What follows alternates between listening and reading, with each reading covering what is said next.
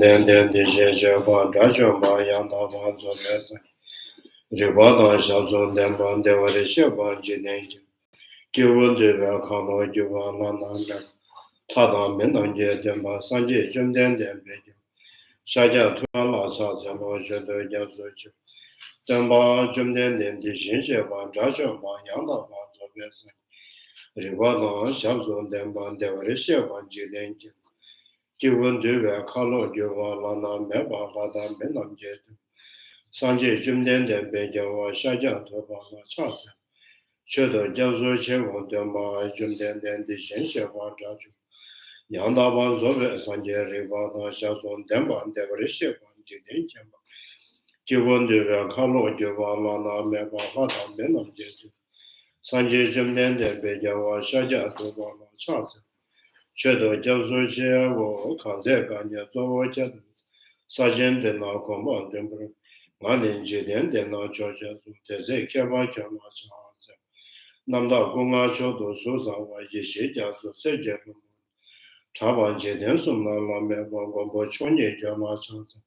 Senjo Demba Timen Davish, Sendo Dawa Jama Chaz. The region of Siva Suma, Yame Jensen Jama Chaz.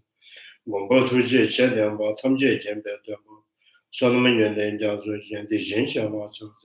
他们对下条我就给外面说那个，记得他那么小就把新旧叫嘛成是，全年这样老样的喇叭他拉差不多的，新疆他还有的，现在嘛也查咱们的话这样的些，新疆话不说说吧，让给10年要做的，天天3节点半夜干嘛让人，就嘛是把是不是都没那么老当真的，的确是那么的。 Sanamdiya Tamje Seva Yukoma Tony Jinjin Radu. Nadan Nadan Shiva Labdribe, Siva Son, one drop show. The teacher, the blessed one beyond the Bodhisattva, completely perfected, fully awakened being, perfect in knowledge and good conduct, Sukata, knower of the world, supreme guide of beings to be tamed, teacher of gods and humans. To you, the completely, fully awakened one, the blessed one, the glorious conqueror, the subduer of the Shakya plan, I prostrate my offerings and go for refuge. To the teacher, the blessed one, the one beyond, the foe destroyer, the completely perfected, fully awakened being, perfect in knowledge and good conduct, Sugata, knower of the world, supreme guide of beings to be gained, teacher of gods and humans. To you, the completely, fully awakened, the blessed one, glorious conqueror, subdue from the Shakya clan, I prostrate, make offerings, and go for refuge. To the teacher, the blessed one, the one called you, the foe destroyer, the completely perfected, fully awakened being, perfect in knowledge and good conduct, Sugata, knower of the world, supreme guide of beings to be tamed, teacher of gods and humans. To you, the completely and fully awakened one, the blessed one, the glorious conqueror, the subduer from the Shakya clan, I prostrate, make offerings, and go for refuge. When it was clear among humans, you were one of this earth. You paced out 7 strides and said, I am supreme in this world. To you who are wise then, I prostrate. With pure bodies, forms supreme pure, wisdom motion like golden mountain. Fame that blazes in the 3 worlds. We are the best, to you I prostrate. With the supreme sun's face like spotless moon, color like gold, to you I prostrate. You are the immaculate, the 3 worlds enough. Incomparably wise one, to you I prostrate. The Savior having great compassion, the teacher having all understanding, the field of merit of qualities like the vast ocean. To you, the one gone to thusness, I prostrate. Purity which makes one free from attachment, the virtue which frees one from the lower realms, the one path, the sublime pure reality. To that Dharma which pacifies, I prostrate. Those who are liberated also show the path to liberation, the holy few qualified with realizations, who are devoted to the moral precepts. To you, the sublime community intended virtue, I prostrate. Do not commit any non-virtuous actions, perform perfect virtuous actions. Subdue your mind thoroughly. This is the teaching of the Buddha. The star or mirage, the flame of a lamp, the illusion, a drop of dew or bubble, the dream, a flash of lightning in a cloud. See conditioned things as such. Through these merits, essential beings attain lost, subdue the four forms, and be delivered from motion, suffering, of aging, sickness, and death.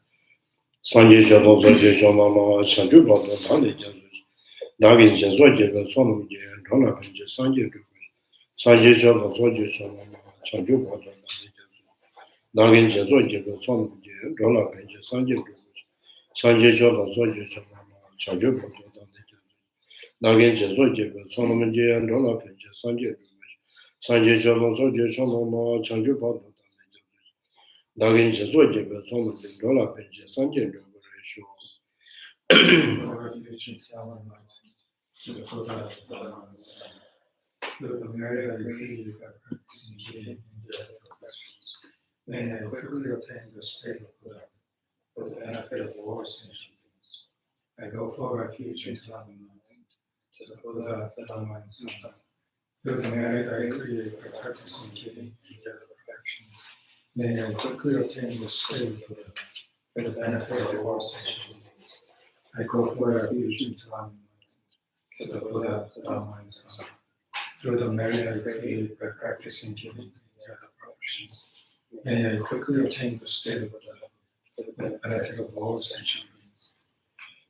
Tanje Mala Za Zogon de la Sanje Jumde de Jinsha Wanda Chamba Zobe Sanje Ribadon Shabu de Varisha Banji de Nana Meba Hada Meno Sanje Jumde de Jinsha Badi Sonum Gutamba Giva Zawan Chubis Shiveram de Sonum Yeteran Beje Sambonam de Chanam de Meto Juyurembo Tonam Medimon Tebeme Vandana Bravo, Sheriff Suji, Tono, Simja Tamji, Demba, Chanju, Yabu, Pabi Kazan, Jebo, Yangan Deva Tranjet, and Rovana Tebe, Ishapato, Boba Subject, so number Yanyama Guja, Davacham, Gutsumba, the Wata, Suda, Yamama, Sumevata, the Mother, Dumela, number two, Pumba, number two, Kevin, Pumata, number two, Wakana, the Medeva, Jason, the one, Shinda Jeba Yozo, no, number two, Sibana, Chuva, Yozo, Devada, Majama, Tadajo, Sanje Jenen, Yishen, Never, Young and Yanda Vanija Talan, Simja Tamja, Siba, Shuba de and Dedan, Sanje Jenen, Gusheva, Yanda, Tabition, Tomagi, Patu, Tomagi. Tenza was interested in Mandiba, Yozo Tabo, Yozo Changa, Yanda. Yozo Yozo, Yanda was a Chaju, Temba Mijin, devoted the Temba you went to Vachibo. Tewashimberg in the Nan, the Washuba, Tomashu, Tomashu, Temaji, Chajaver, Zojo, Sono, dependent the share your son of Major, yours or Joachu, Jibeno Zoju, Kuno, Jibeno Zoju, Chambo, Kangi attention to Waju, Gavambe, Jimmy, Chabambe, Wambe, Taded Message. Giovanni Jeshida Mazobe Sanya Monu, Tabatam, Awesome.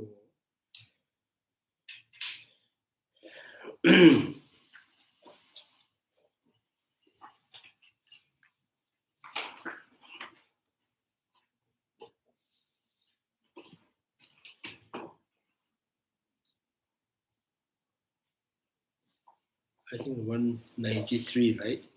Page number. Mm-hmm. Now we're just using separate parts in manual describable. Things do not arise from others at any places, at any time, or because of any philosophical tenet, is how the three terms should be applied. Similarly, the following appears in the clear ones. So Chandrakirti's clear one says, we accept conventional truth to be established by mere conditions. So this is, so here the mere condition, that's how the English translations. In Tibetan, Kenyin Debatam, the mere condition of Devasam means something that is like the term that even in the Tibetan Dharma term. So Devasam means di, so means I don't know, it's kind of like label. It's just term. It just mere exists in the verbal. So mere exists through the concept. So the conventional reality that exists in the conditions, mere in the term, mere in name, mere in the thought. So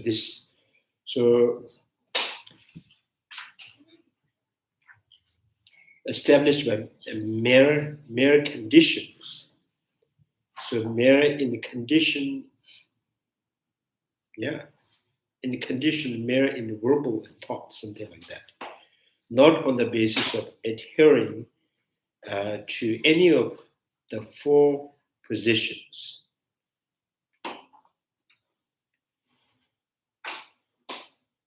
To do so entailed the consequences of speaking of things as endowed with intrinsic natures. So here, negating the four possibilities, the arising, things arise by itself or from itself and from other, from both, without cause. The four possibilities. So these four possibilities kind of like, if there's something that exists in and of itself, so which means, yes, things do exist intrinsically. If something, any kind of effect that arises from other, right? So from other means the effect is different from it or cause. Right? Something can be arises from other. Something can be arises from different cause. So then, yes, things do exist. Things do have an intrinsic nature. Something, any kind of effect that arises from by itself and other means the part of things, one single thing divided, one part arises by itself, one part arises from others. Yes, and then there is things can be exist intrinsically, right? So the both means in Jainism school, Jainism, the naked one. So naked one, they assert that the self or I, the atmas, the two kind of the atmas, one atmas that when the body dissolves in the space, that one part of atma is dissolved with the body, or kind of so it dissipates within the space, like a body turned into ashes, and the ashes just kind of go to disappears in the space. And one part of Atma that after the death still goes transfer to the next state of life, right? So they think there's a two Atma. One part is impermanent, one part is permanent. So this is why we say negating from both. So there is no such thing that self, I, divide into two. One is impermanent, one is permanent, right? So Nagarjuna also mentions the kind of, argues saying that,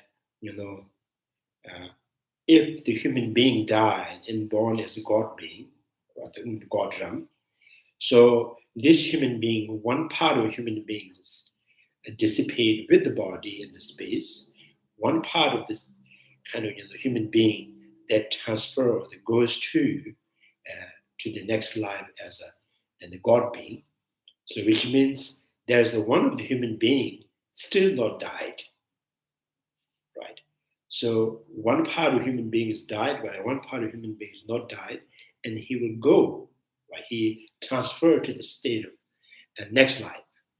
So when the next life, and there's the human being comes to, in the God realm in God body, and then another there's the self Atma, so newly born with God body. So there's two again. So Nagarjuna said, this Atma is half human being, half God. Right. So probably from their side, they won't say that, because they say that Atma is a continuation not only with human being, it's just, how say, from the beginning, it just remain existing, it never changes.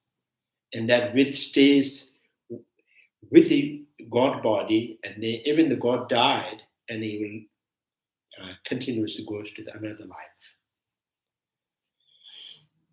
So anyway, so it's kind of, there is that Atma and his body, and Atma and his feeling, Atma and his emotional are like apple and orange.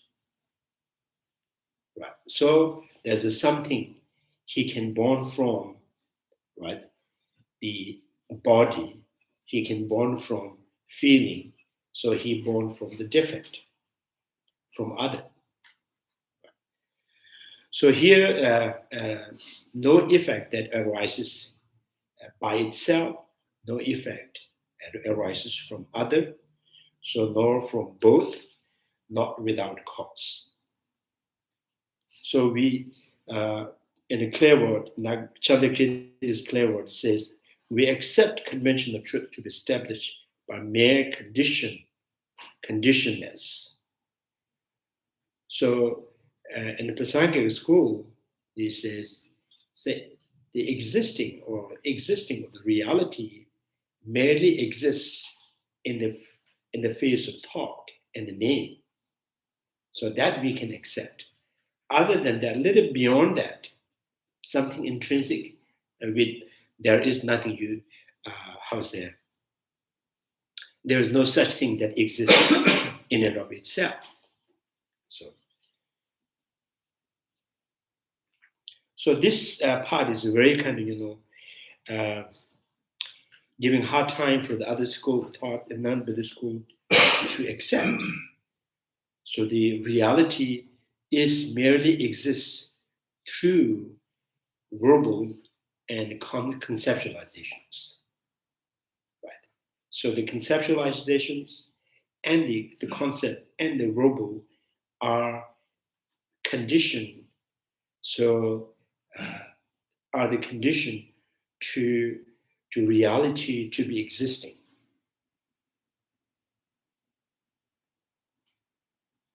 So, for example, the reality of color of the leaves and the size of the leaves as two separate characteristics, right? So, color of the leaf and the size of the leaf are two separate entities. So, this separation of two separate entities, the two is merely exist, right?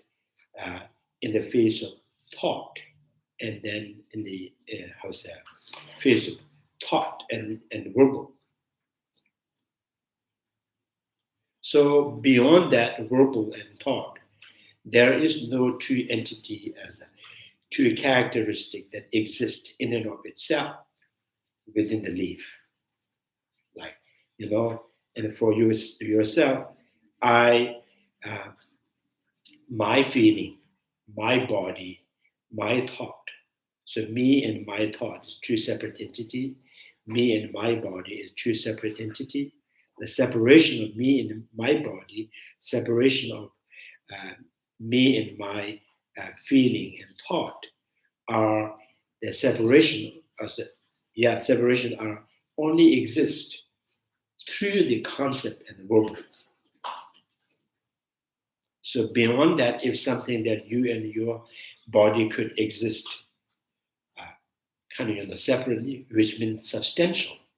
So now, if you, me, and my body as a two separate entity is a substantial, then this should be like cows and cow's owner, car and a car driver. And it has to be directly perceptible to the sensory perceptions, so which is not possible. And we cannot see when you say, oh, this is my hand. And then I would say, where is you? Other than your hand. Right? So it hand kind of, like dog in the leash, hand in the leash of yourself or attached to you, right? So like head and size of head. So the separation can be done even for the space, right? Empty of the space, right? And big space, small space. So these are not substantial. It's just it's a creation through the through the conceptualization, right?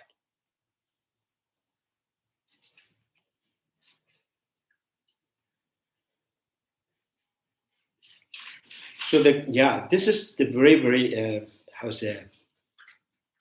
difficult part in the Prasangika school. So reality that exists through mere condition by or with a concept and just label.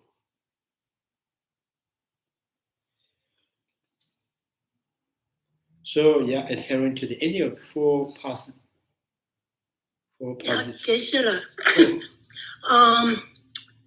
If I hear it correct, did you say Nagarjuna's kind of also say almost like we have two selves?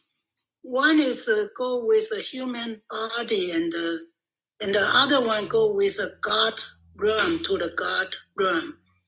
So isn't this similar to the non-Buddhist talking about body and the soul, like a two self too? It's not Nagarjuna says, it's Jainism. Jainism asserts the two eye. One eye die with body, one eye goes after the death to the next life. So this is why in Nagarjuna text there's nothing born from both. So it's negating directly related to the Jainism school of thought. So it's a kind of question here. Nagarjuna says no effect that arises from itself and others. And then this question is, so if you say nothing arises from itself and other, and why do you need to say that not from both? So you have negated kind of things arises from itself and others. Why do you need to negate the both? Because already negated. And then this particular is to, particularly is negating it. The Jainism school of thought, right? So Jainism school of thought, when the I that has two part and two eye, what is that? Two part, right? Two part of I. So one eye of the self, Atma, they kind of disappears with the body, and one eye that goes to the next life. So, and when you're born in a God being, and there is a general Atma and one particular eye that attached to the body. So attached to the body will disappears, and then the general I, which is always remain independent from the aggregates. So if there is the self or I that is independent means that I should be born by this itself. So to be born or to be existing is because it's not require any kind of body. Since with body, it just exists. Without body, it exists. Right? So that's why it's independent. So this kind of independent is not accepted, and particularly in the Prasangic school, saying nothing could exist by itself. Everything is relatively exist.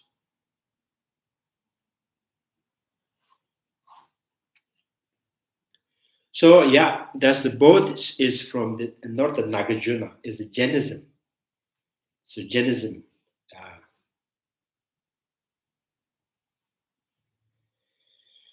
Jainism, in Tibetan we call it Chilpupa, the naked ones.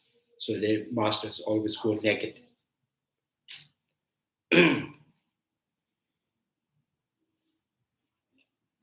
But they're all very sincerely following or believing and pursuing the kind of liberation. Right?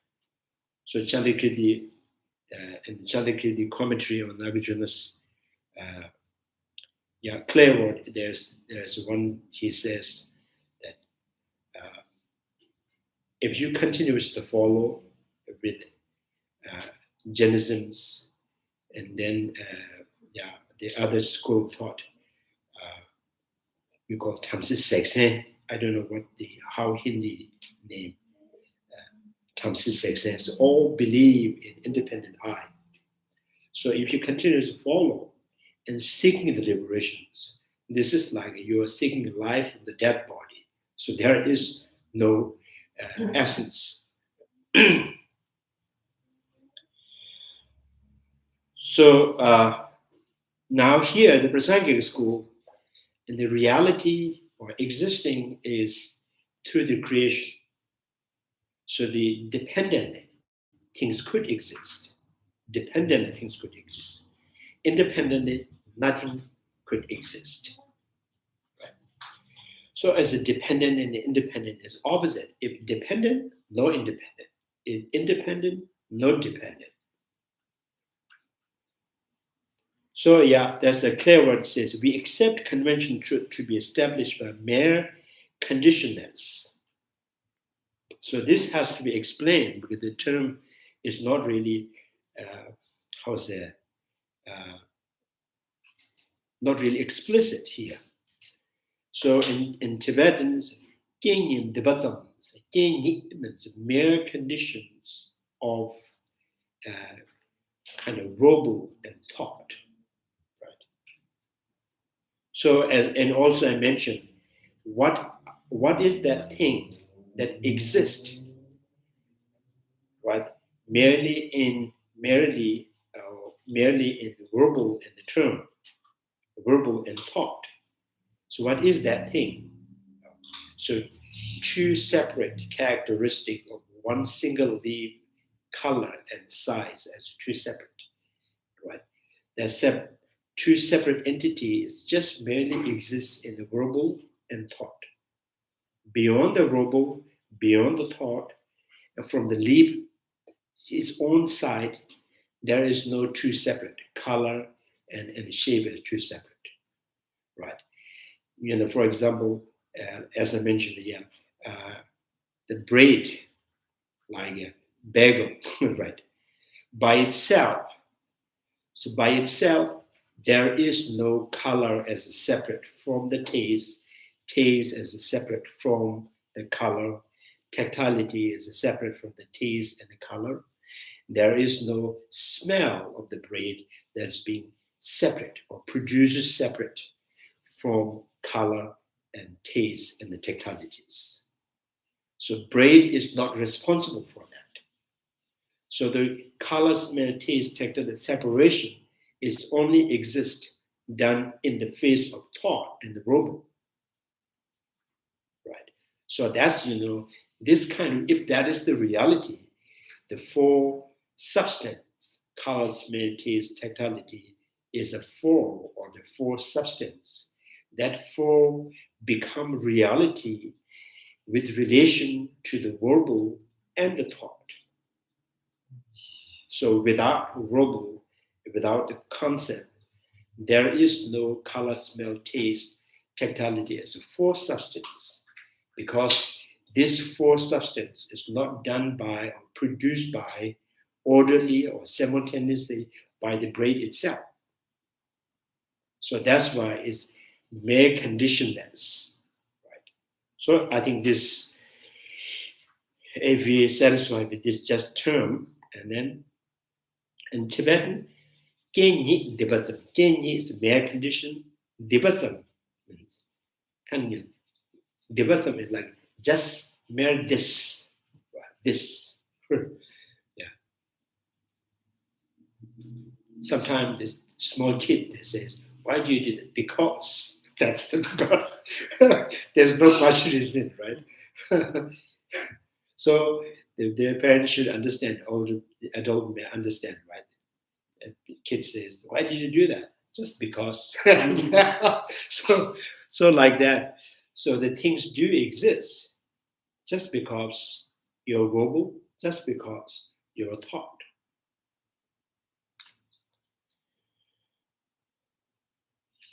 Speaking of things and endowed with intrinsic natures, so arising from other is not the convention of the scripture. So now here, so many times we find different translations. So in Tibetan it says, so arising from other is not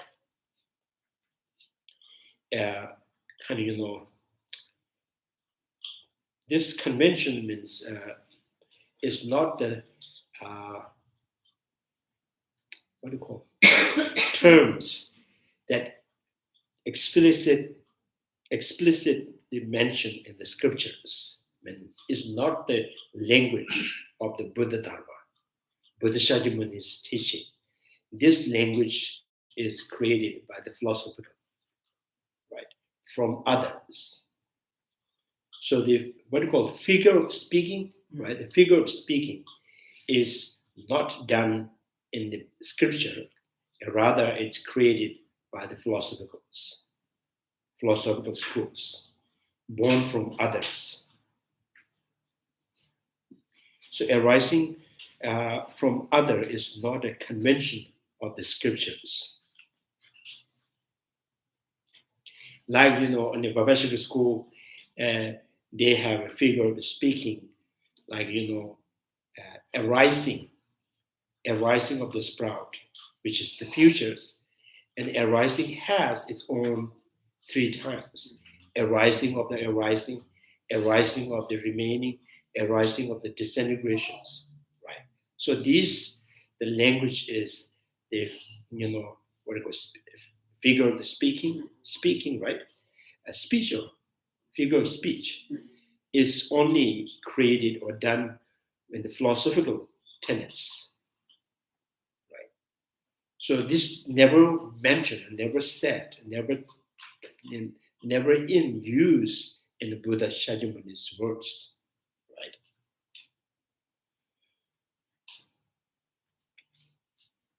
So similarly, arising from others, that is, even the ordinary people, they don't say that.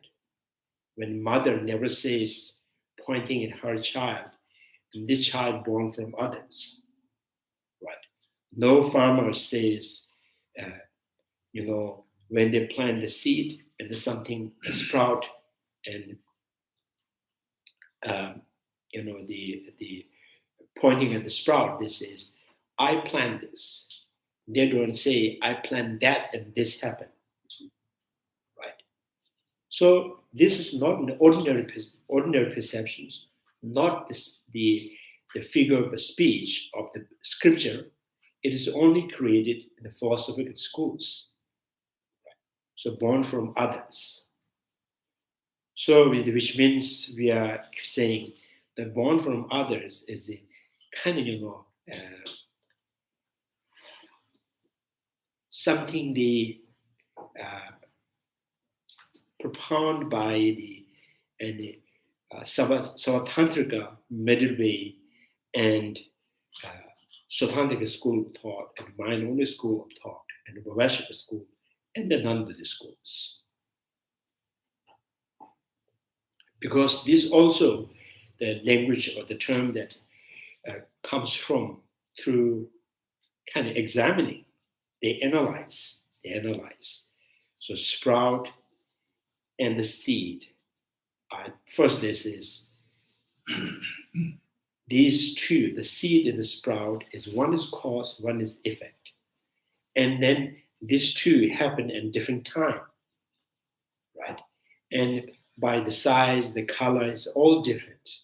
Therefore, this seed has to be different from the sprout. Sprout has to be different from the seed. So when you say, when you pointing at the yogurt, this is the taste of the yogurt, the size of the yogurt, kind of shape of the yogurt, are different from the milk. So milk has no same shape or same kind of form, right, and same taste. So the milk should different from the yogurt. So, and you can also say, when I wake up, I am totally different when I was sleeping, right? So when you're sleeping, you're not talking, there's no expressions. So when I wake up, so I have expressions, I have emotions. So do you still think? So you are different from one that yourself is sleeping. So, and then like the criminal who, after facing the consequences of the crime and with regretting, this person is different from one who is committing the crime. So when he was committing the crime with excitement, right? So when he faced the consequences with regretting, so does that mean this criminal is different from one previously who was committing the crime? So you see, this is how they kind of through analyzing and through examining and trying to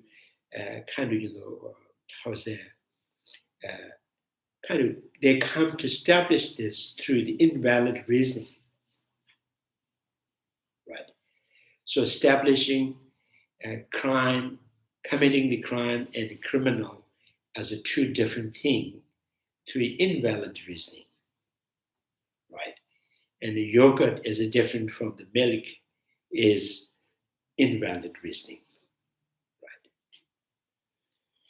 So yogurt is no different from the milk. Sprout is no different from seed. So Geshe-la, it's continuity, right? Because you said that continuity is change. Yeah. So the other schools of arising from there is no continuity there. Is that? Their continuity is like, for example, so if I, in the teaching, I wear this robe, and after teaching, just put it off and wear a jacket. So myself is continuing, but what I wear is changing. So myself, there's one thing that constantly existing, but outfit or some that changes there. So many of the school things, the continuity means one entity that should constantly remaining, but it appears in a different form, like movie actors, they're playing in the different characteristics, right? Different characters. So the continuity means something that's continuous. Oh, I can recognize. Now he is in different form. Now he's wearing red. Now he's wearing yellow, like that. Right? So those school of thought thinking that continuity means the one should be recognizable, the main things, but maybe there's some changes in appearance and outside of that, right? So this Prasangic school says that is not the continuities. That is, is a permanent nature. Something constantly remaining means it's a permanent.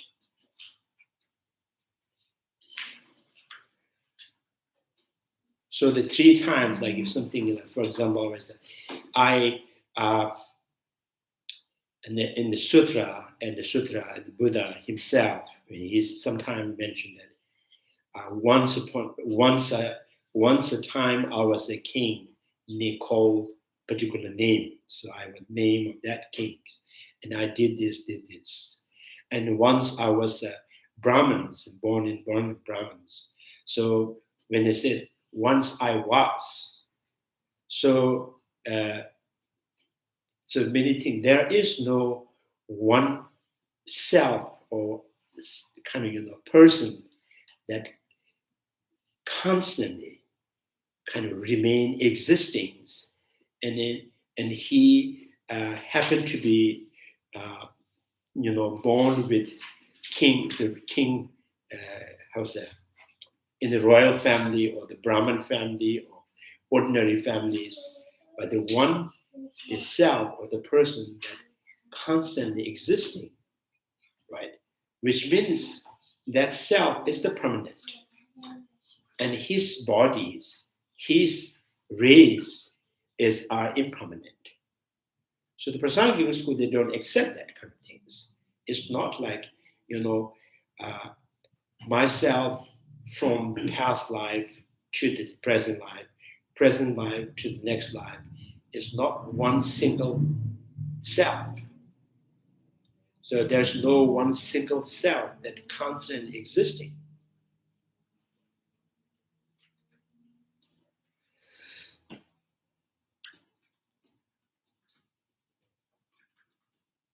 So, the sprout is the continuum of the seed, but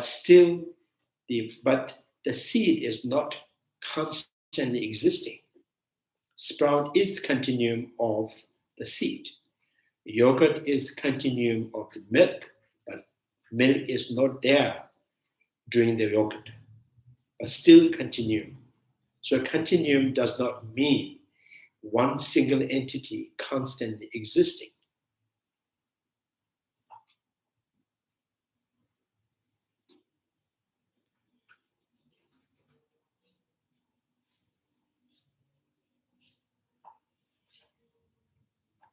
Yeah, and also the Buddha Palita says 3 times, like coming from the past to the present, present to the future, is not like kind of, they use the example.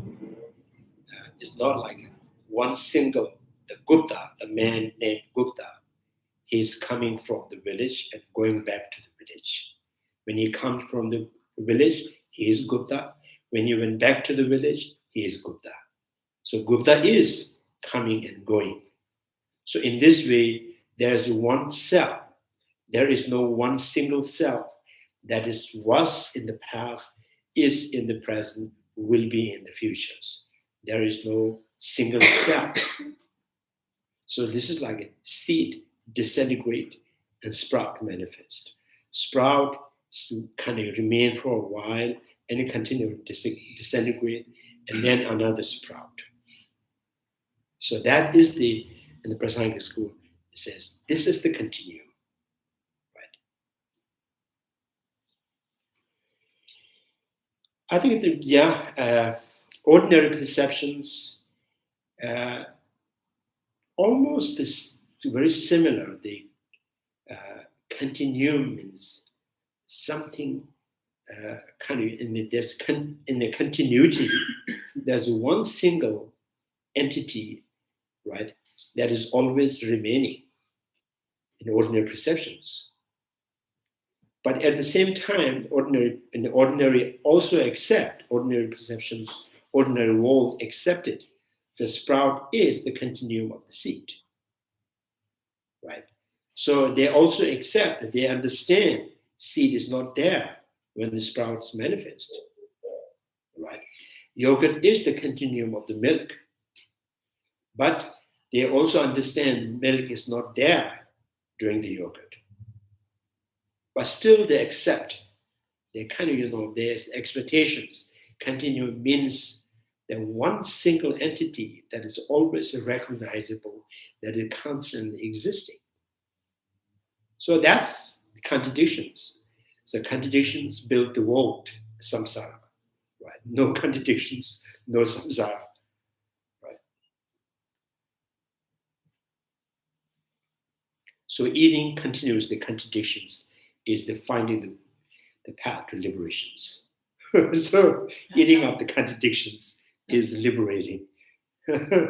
Building, collecting the contradiction is samsara. So,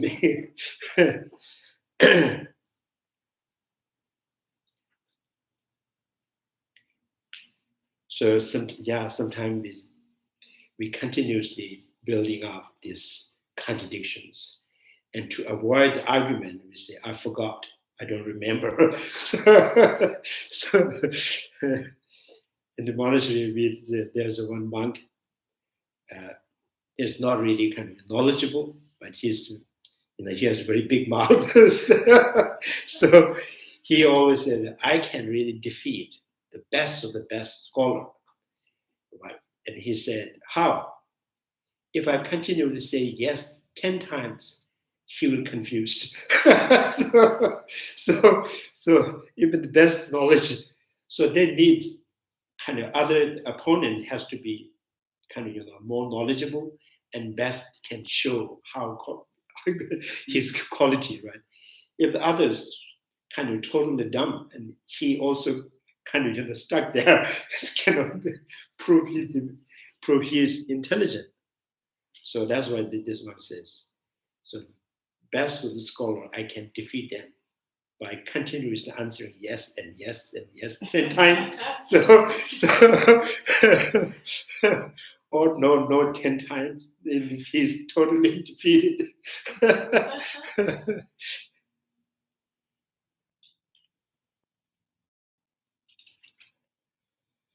So yeah, that's kind of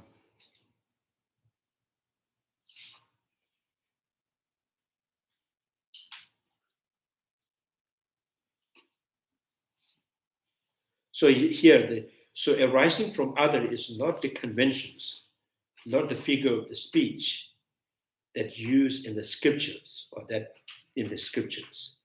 It is a convention of philosophical schools. This is just created from the philosophical schools. Furthermore, when arising from other is proposed, it is done so on the assumption that other is something that exists by way of intrinsic characteristics. So intrinsically, sprout intrinsically different from the seed. So almost like they think that when the seed and sprout are different, so the different that is done by the sprout itself, when the seed is different from the sprout, that the 100% is done by the seed itself. Like, cow by whole their body proving the different from the horse. The horse, whole physical, is proving different from the cow. So that's why you can see them simultaneously, you can see them together or the different. So in this way, you cannot see sprout in the seed, right? So sprout by whole, kind of, whole is nature, is not proving is being separate or different from the seed. Because, when the sprout manifests, there is no seed to count as a different from the sprout. When the seed is existing, during the seed, there is no sprout to be existing, therefore nothing to count as a sprout is a different from the seed. So whole kind of seed by itself is not proving is different from the sprout. Sprout by itself not proving different from the seed. But conventionally, so intellectually, through intellectuals, through invalid reasoning, so then you say, is the time different? And then I remember the size, the color of the seed. Now I can see this color and the size of the sprout. So from these two imaginations is proving me and they are different. So if that is the kind of the way you think is the different, you can think, establish the two different things, right? When you are young, you can imagine how you look and how you weight. Now you got old and how you can see. So does that mean you are different from your childhood? Or yesterday, right? Or with breakfast, you are different from without breakfast. So it continuously puts you in the position that almost impossible to correctly lay out the perfect reasoning.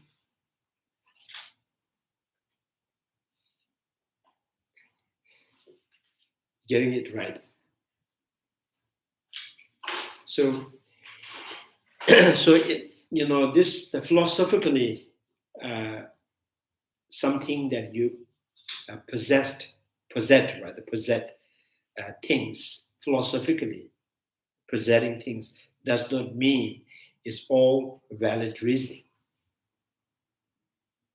So the sprout born from the other is philosophically presented through invalid reasoning, because there is no valid reasoning. They assume there's a different.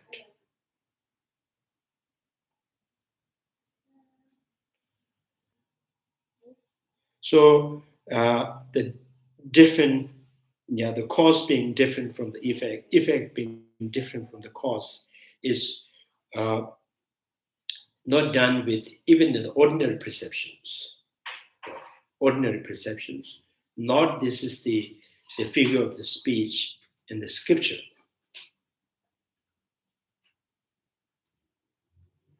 So it's done so on the assumption that other is something that exists by way of intrinsic characteristics. So therefore, if one accepts such arising, one naturally subscribes to the notion that things are endowed with an intrinsic nature. In this Chandrakirti's traditions, however, the arising from other does not exist even on the conventional levels. So the born from others, effect arising from others, is even not conventionally.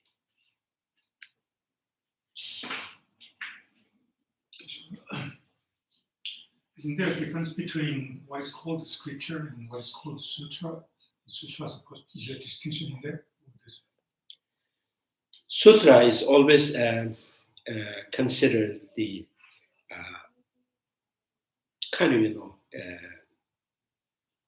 teaching of the Buddha. The scripture also referring to the Buddha's teaching. Isn't Nagarjuna's fundamental wisdom is supposed to be part of scripture? No, when the Nagarjuna and Chandrakirti say scriptures, and that referred to the Buddha, right? So when we say scriptures, Sura and Nagarjuna teaching can be scriptures. So Nagarjuna says scriptures means not his teaching.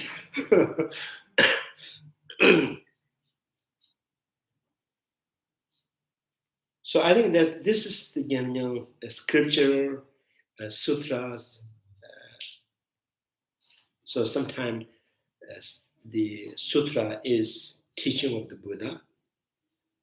So this kind of definitions, the definition of sutra means teaching of the Buddha or Dharma teaching of the Buddha that accepted generally, like Theravada tradition, Sanskrit traditions. Now the Theravada and many of the school of thought, they think teaching of the Buddha means Buddha has to taught this. right? So Buddha taught it, or Buddha how to say, he teaches that verbally. So in Mayan tradition, Sanskrit traditions, now teaching of the Buddha does not mean that teaching the every word is coming from Buddha's mouth.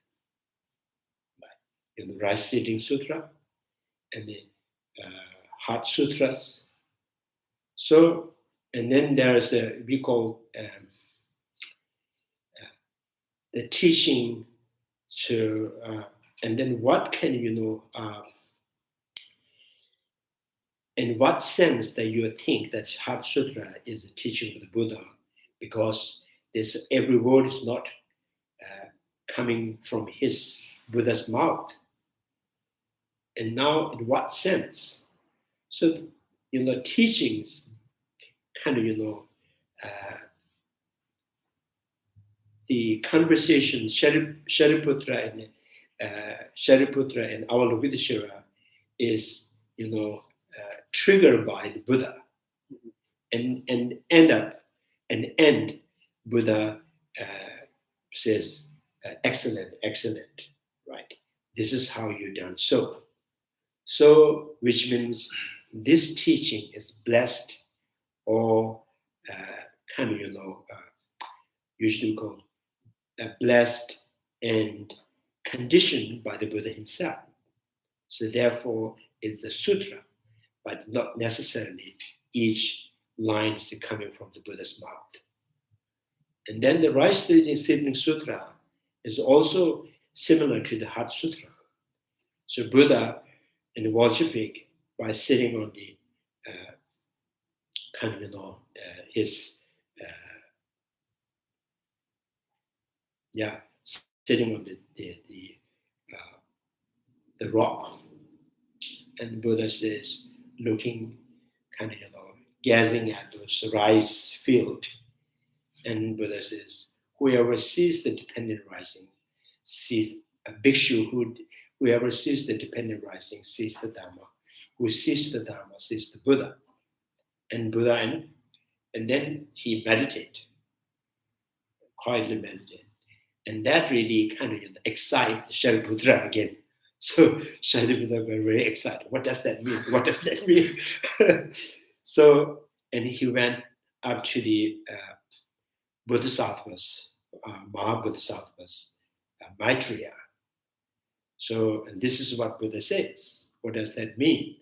And they can exchange question and answers. And Maitreya Buddha and explain detail. So whole detailed teachings are actually blessed and triggered by the Buddha himself. So that's why in the Mahayana tradition or Sanskrit traditions, and the Rice Sitting Sutra is sutra. Right. So it's the Buddha's teaching.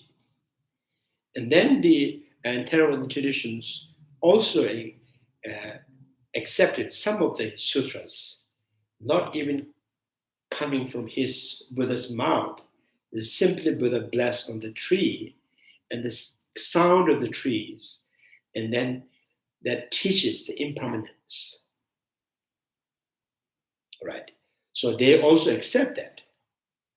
So Buddha can bless on the tree, and the tree, the wind and the tree, when tree moves, the sound of that, and everybody heard the teaching of the impermanence.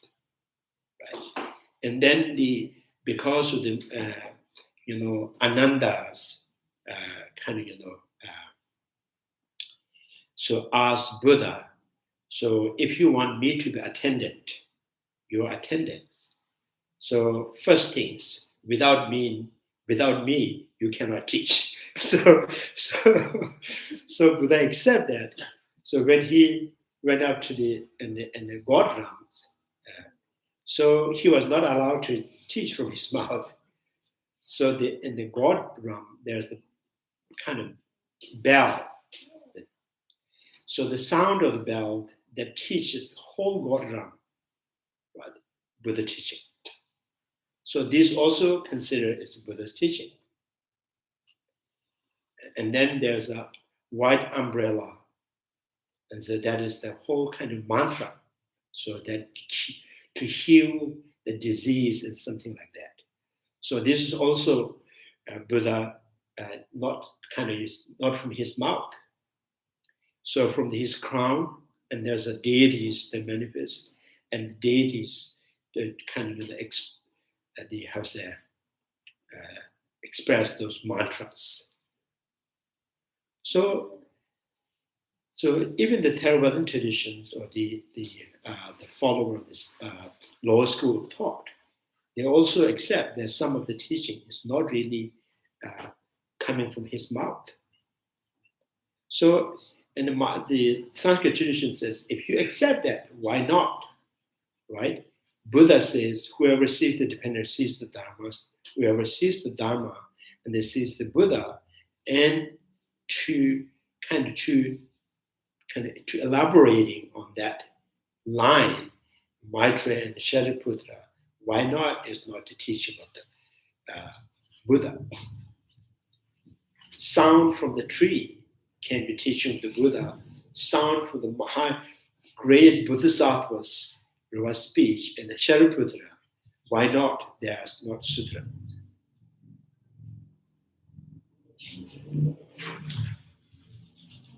So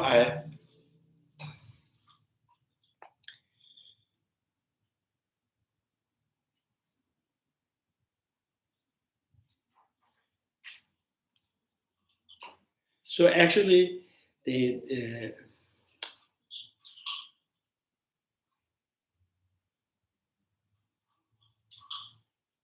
I think in Sanskrit traditions and Mayan tradition, sometimes it says Buddha's teaching means divided into two, right?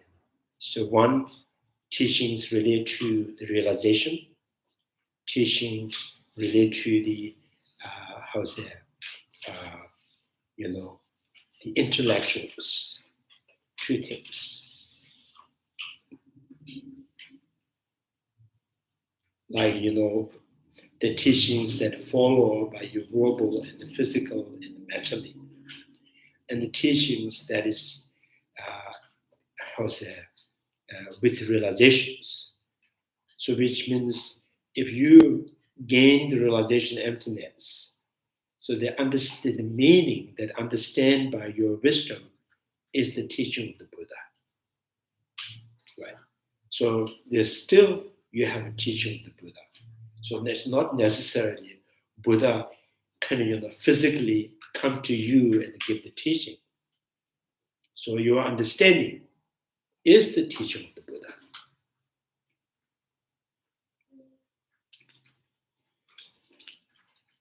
So I think that also relates to the one of the sutra. Buddha says,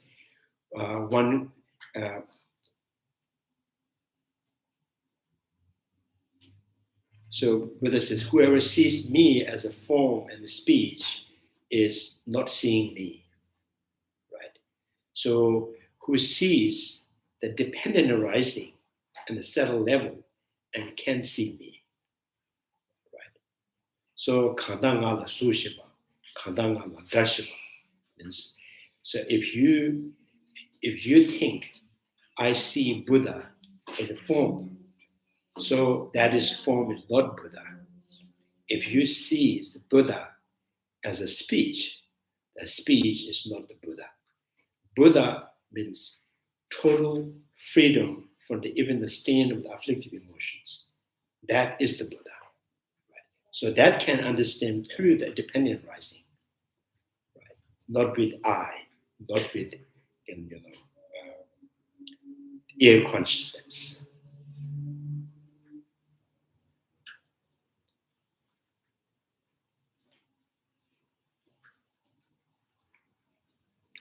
And then the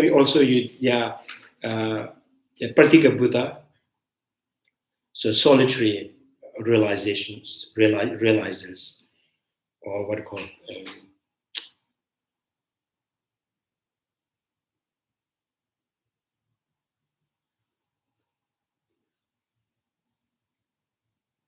this was self-awaken or something. particular Buddhas. So they're born in the place or the area. There is no Buddha, there's no Bodhisattvas, there's no even the Sangha. They can still practice the Buddha's teaching.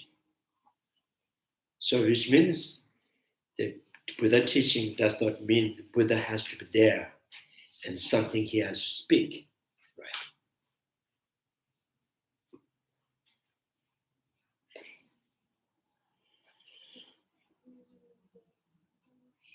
And also the Buddha's teaching now is not, the Buddha teaching is not necessary to be the verbal and not necessary to be physically, attend, right? There's no physical attend, there's no need verbal. So Buddha teachings,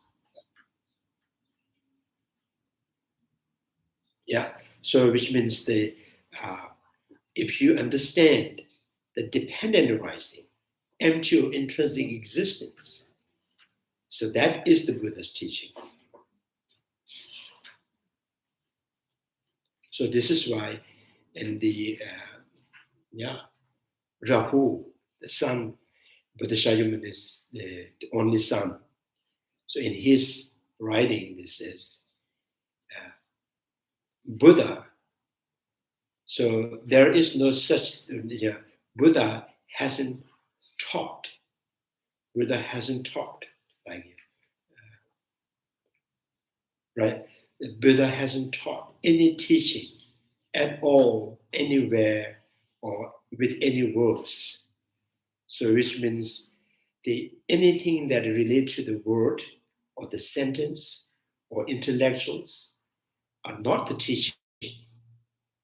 So what is that teaching? So what Buddha intend to teach is absence or intrinsic existence.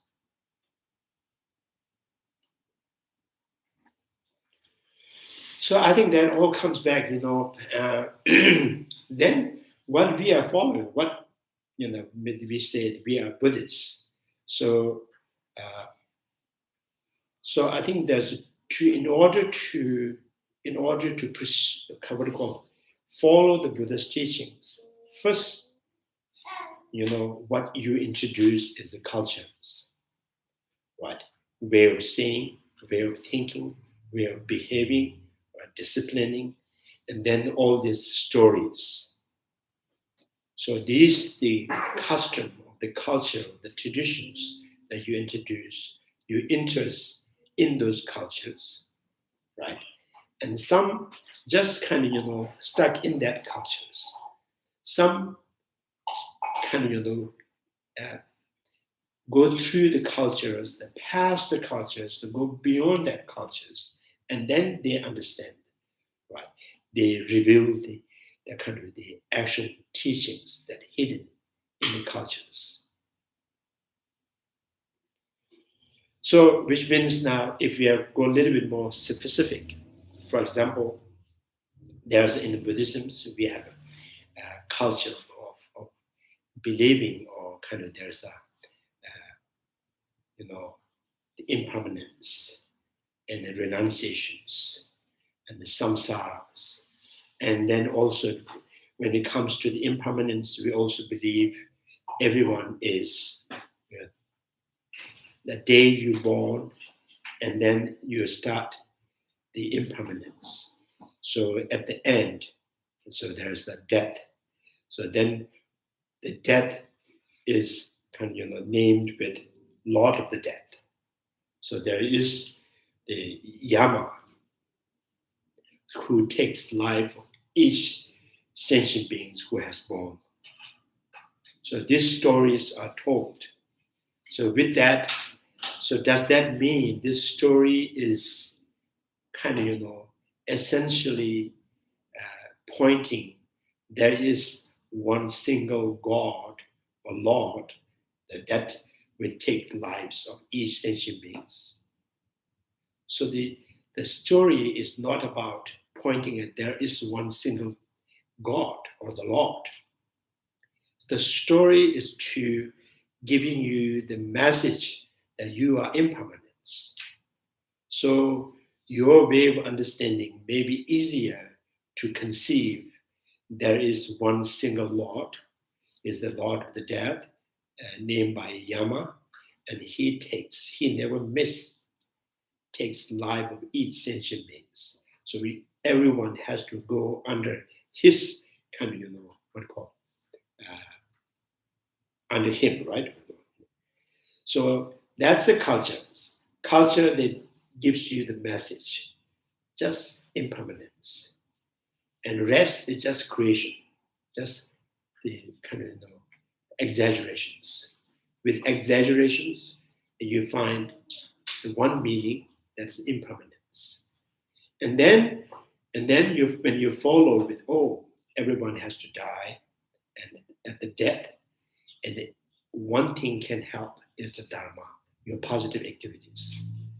So then to kind of to strengthen and to increase that positivity, and how do we think? So some says, you should do the prostration, you should do the recitation, you should do the mantras, the purifications. So there's so many. So now this also, all this purification, the recitations, meditations, and the prostrations, and the offerings, praying, doing the rituals. So this whole culture is teach you to, to discipline your physical, and the verbal, and the mental, right? So other than that, so in the ritual it says there is one deity or that God, and if you worship him, and he will prolong your life, and he will kind of protect you from negativities. So which means that is something may not be accurate, right?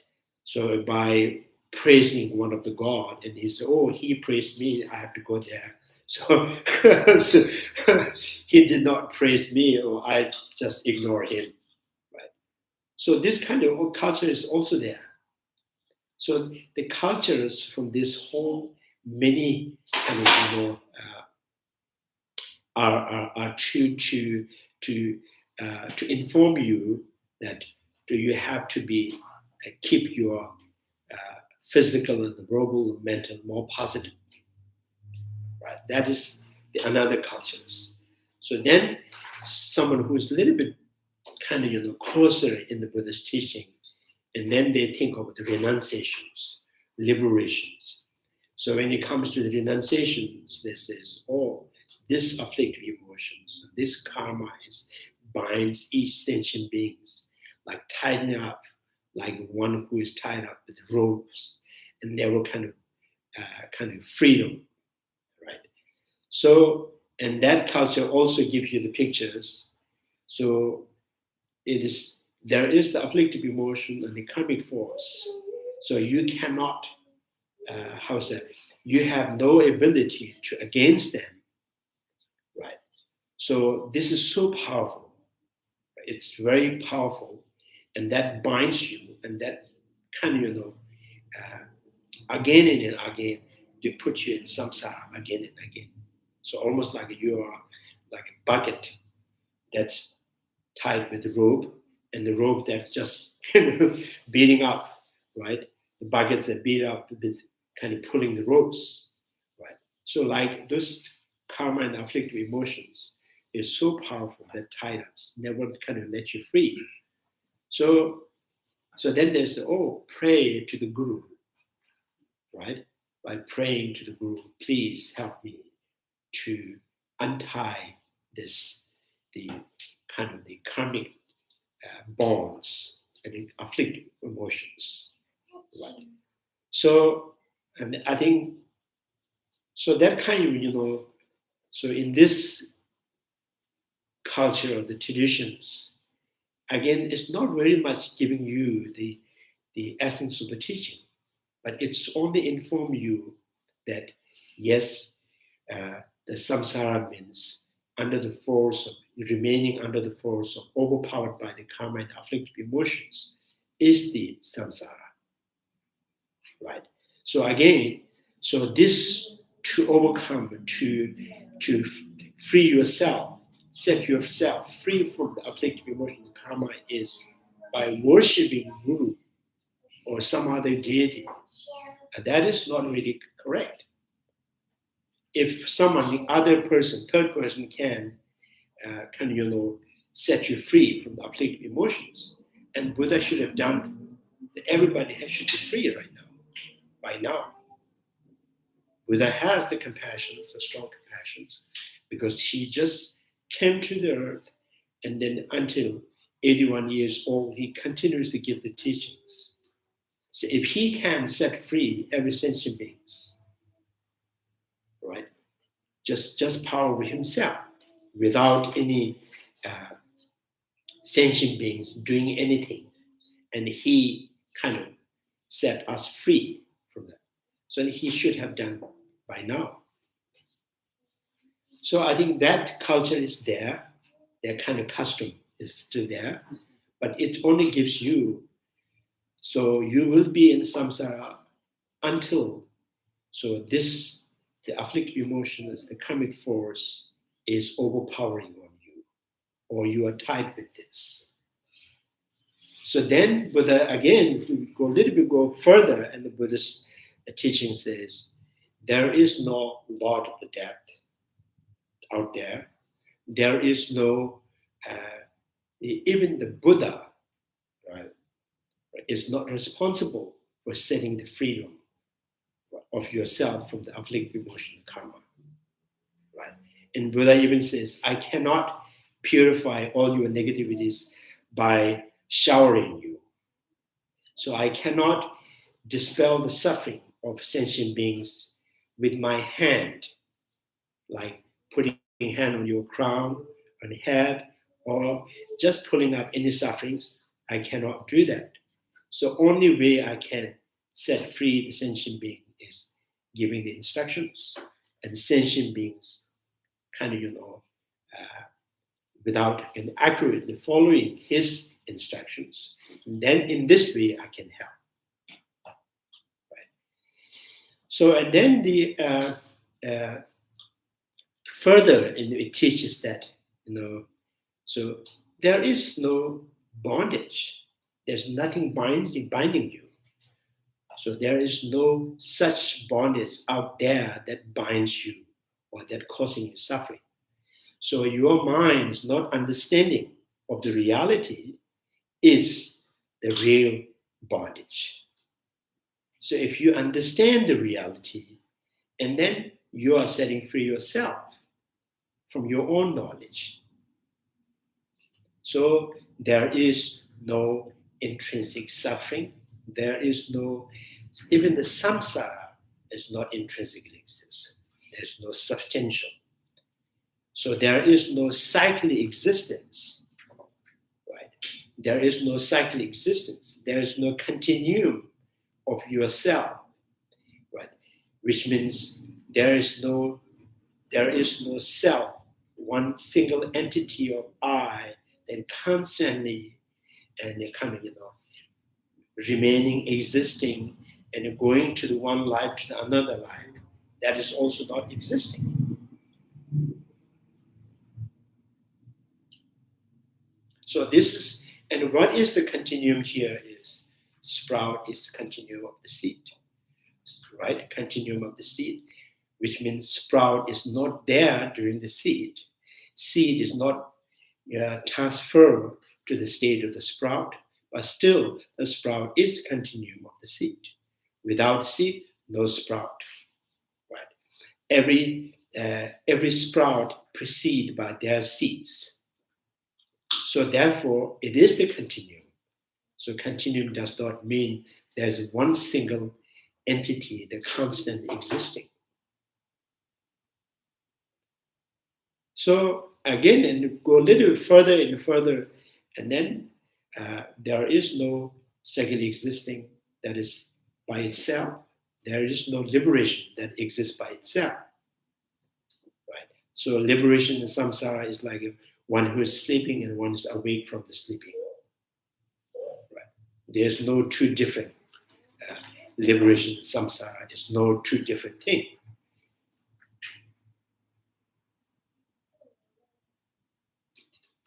So in this way, and now the teaching, the sutra means teaching of the Buddha. Teaching of the Buddha, what Buddha teaches. So what he intend to what he intend to teach us is interdependencies. So absence of intrinsic existence. So other than that, Buddha gives the monastic vows, lay vows, Bodhisattva vows, Tantra vows. So all of them are like, so Shantideva was in the wisdom chapter says, all these kind of activities or the branches to kind of all this in order to in order to gain the wisdom to understand the reality as it is. So Buddha have given the monastic vows, lay vows, Bodhisattva vows, tantric vows, and all of them are in order for generating the understanding of absence of intrinsic existence. So that Buddha, his intentions is to reveal that, interdependencies, subtle interdependencies. The rest is just like, so is a technique or the method to reveal that reality as it is. So his teaching now, the main teaching is the absence of intrinsic existence. That's why the Rahu, Buddha's son, says, there's nothing Buddha has taught anywhere, everywhere, even with any words. Right? So which means, so verbally what you heard, the prostrations or recitations or receiving empowerment, doing the rituals, these are not Buddha intended to teach. These are the kind of exercise to understand that the absence of intrinsic existence. I think that also reminds another story during the Kadambas. Dumtamas is one of the main disciple of Adisha. So Dumtama, there's one Geshe, I think it's Jengawa. When he was doing there's a stupa, big stupa, he was doing prostration, the circumambulations. And Dumtama came. And what you doing? I'm doing circumambulations. Oh, it's good, but it's better you do some dharma. So he was confused. I'm doing circumambulation. And then next time he was doing the prostration. So maybe this is dharma. And Dharma comes says, oh, the prostration is good, but you should do better dharma. So he didn't understand what do you mean by dharma. And then he meant the dharma is understand the essence of teaching of the Buddha. So that he meant, oh, this is good, but dharma is better. So the real dharma here, dharma is the very kind of, the term dharma is kind of very interpretable, right? It's not fixed with one meaning. So dhara means is something that holds, right? So dharma can be interpreted as things that holds its own identity, like color, it holds its identity, separate from the smell. The smell, what we call the Adore, right? Order, Odor. right? Order. So holds identity separate from the color and taste. So that is also one the meaning from the Dharma. So each things, virtues, non-virtues, each holds their one identity, right? And the second, the interpretation of the Dharma means something that keeps you from, right? Something that keeps you from falling into samsara, keeping you from nirvana. So something that it keeps your mind from negative consequences.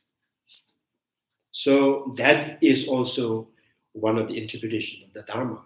Then what is that thing, that Dharma, that kind of, it keeps your mind from negative consequences? Then is compassion is Dharma, realization emptiness is Dharma, practical generosity is Dharma. Because just all these activities keeping your mind from negative consequences. Right. So then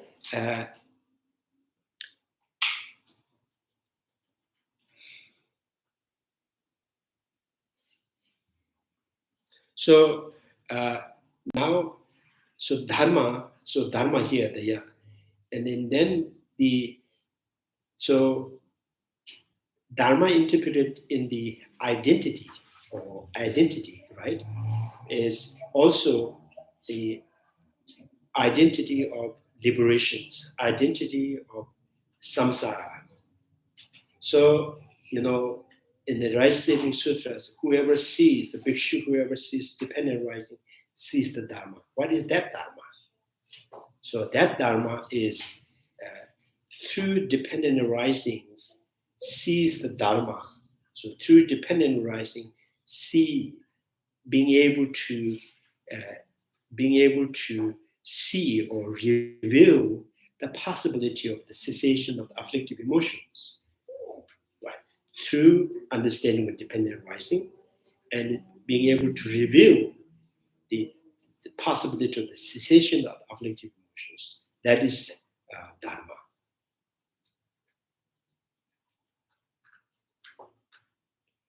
So I think Dharma is very kind of, very, how to say, is interpretable. Yeah, it's so when it translates in Tibetan, che. So the che means, so it can be, I think, so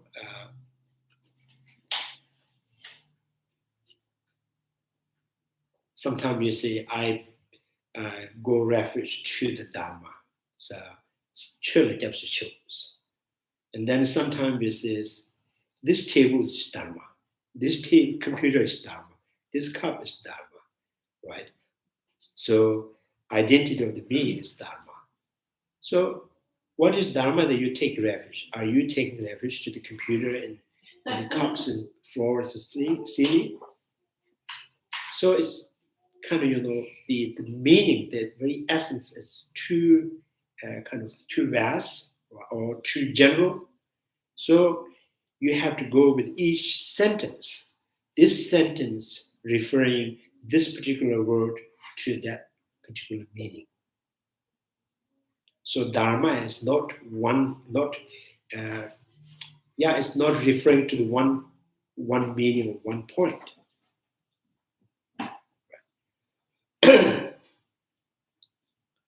So sometimes dharas, and only in the Hindi, in this written languages, in the newsletters, so if the policeman caught one thief, so this is a dhara, right? So he caught, he hold that, he apprehend that. So the policeman apprehends thief. So that is dhara. So as Sanskrit is very, this dhara add with ma, dharma, again a totally different meaning. Right.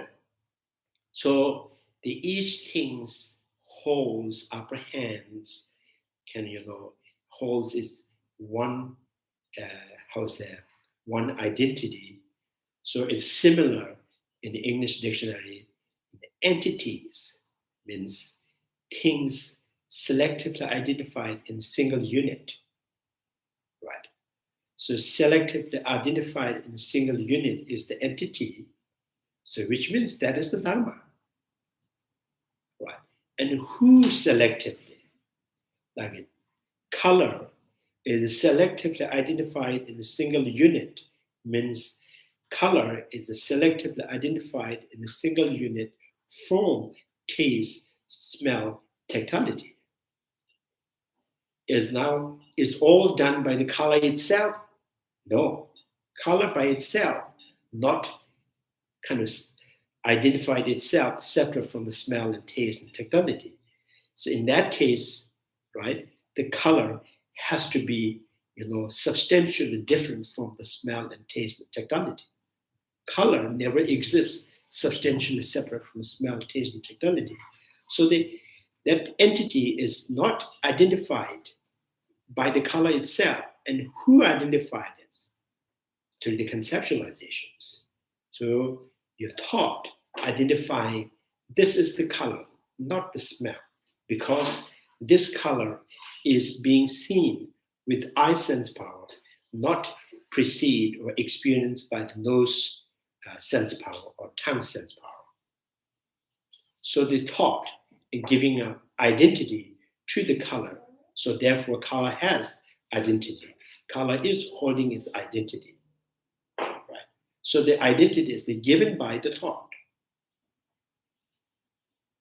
So that understanding of the nature of the color, how it exists, how it not exists by itself, is understanding of that is Dharma, because it gives you it allows you to reveal the ultimate nature of the color.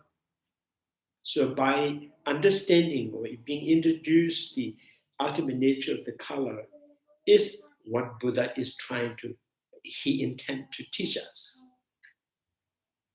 So with that realization or realization can set your mind free from the afflictive emotion misconceptions. So I think, that's the kind of, and the Sanskrit traditions, the Mayan traditions. So Dharma means kind of, being able to reveal the ultimate nature of the phenomena. How things conventionally exist, how things do not ultimately exist.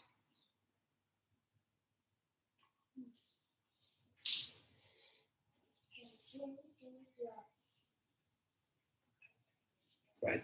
Even the color do not exist by itself because color is not identified in a single unit by the color itself. And who identified your thought and the robot. So the entity of the color is merely exist in the face of thought and the verbal.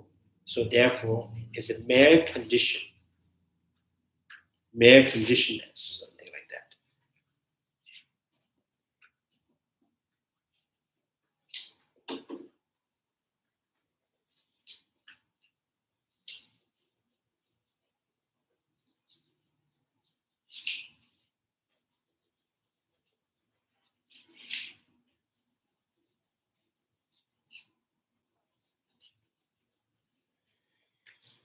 So that's the kind of from the Mayan traditions.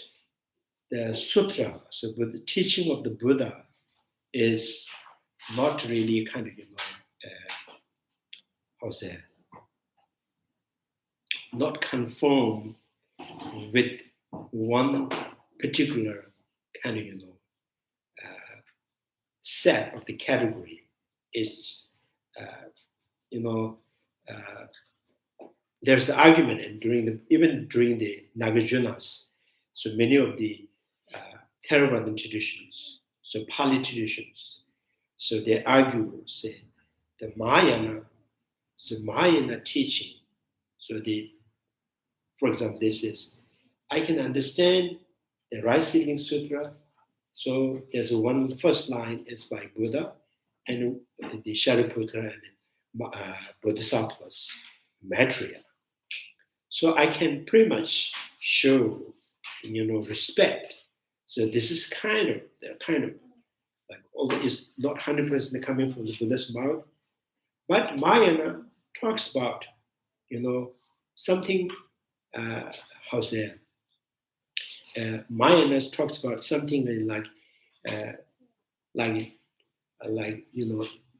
non-Buddhist school, for example, in the Mahayana Sutras, the Tantrayana, they sort of talk about purifying negativities, purifying your negativities by showering in the Ganga River. So Mahayana also accept this kind of, it's very much, you can see clearly its influence from non-Buddhist school. So the Hindu, they, they take kind of, when you dip yourself in the Ganges River, so they consider it purifying negativities. So the water is washing your negativities. So similarly, it mentioned in the Tantrayana. So in Tantrayana, it's Om Vajra Kundali Ana Hana Hombe Subhavaj Dumna Dumbajinej, that this talk about this, in the water in the vast, and this is, I'm imagining, visualizing this water is inseparable from the Ganga waters that can have purify your negativities. The Guru holds the vast and just bring so the politicians, they say, this is very, very obvious. This is not at all the kind of, Buddha Dharma's, Buddha Shakyamuni's teaching. Buddha, many times he has, he against this kind of thing. So then the excuse of the Mahayanas saying that, no, we are not talking about just because of water.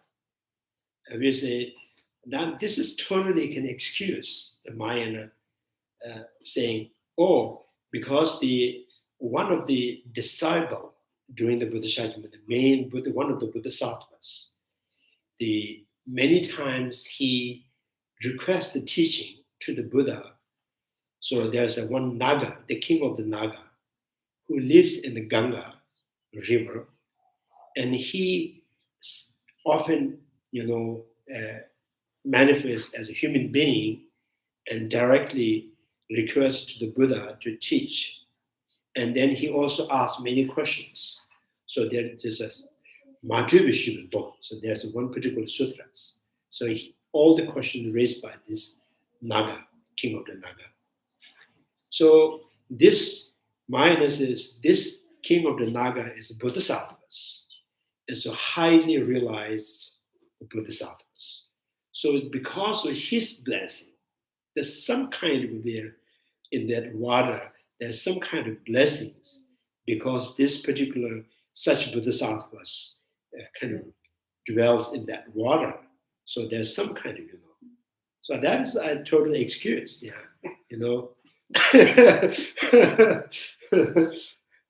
So now what we are trying to say is, like, Heart Sutras, the Right Seeking Sutras, this from the beginning and the end, everything is exactly what Buddha wants to teach. So there is no mistake at all. So that you can consider is Mahayana. Now, through the water purifying negativities,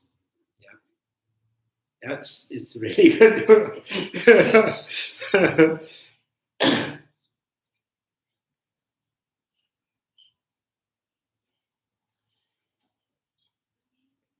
And this is very, very kind of always debatable during the Nagarjuna, during the Asangas. So Asangas, the younger brother, Vasubandhus, he always against this Mahayana kind of, Mayan, some Mayan concept. It was very, very, he finds it's not really favorable to him.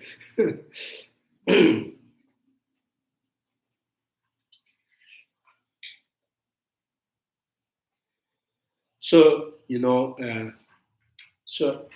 what I found here is in this, the Rahul, and he says, I never I don't see any Buddha has taught anywhere with any letters, right? With any letters, Buddha has taught anything, right? So he means everything that if the prostrations, the generosities, the compassions, the love, and so this thing, the Buddha's teaching, the essence of the teaching that liberates the sentient being, and that frees the sentient beings from setting freedom from afflictive emotion, the misconceptions. It's not the compassion, it is not the love, it's not the faith, it is not the any kind of positive activities, the verbally and physically. So what is that Buddha has taught to the sentient beings that could set free the sentient being from the afflictive emotion is the realization of the dependent rising. So that dependent rising is not, you cannot reveal that with terminologies. You cannot reveal that by someone speaking in you. You cannot reveal that there's someone who speaks in you. Right? So, and then it is only through your own analyzing and you reveal that the reality as it is.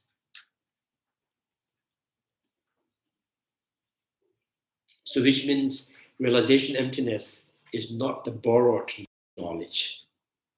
So you cannot borrow it from someone. If someone inform you, right, speak in you, and you just create some kind of intellectuals, and you think this is understanding of the realization, no. That is the borrowed one. And so the how's that? Sheni. And how do you know the realization emptiness that you have gained or revealed the realization emptiness? You're seeing someone inform in me, and I create intellectually some kind of meaning, right? If that is not the Buddha's teaching, and how do you really determine that this is the teaching of the Buddha? And then says, Shivatams, something that by revealing immediately, instantly pacified afflictive emotions. By revealing the nature of the phenomena, even the kind of ultimate nature of the color, but just by simply revealing the nature of the color, it instantly pacified emotional, negative emotional.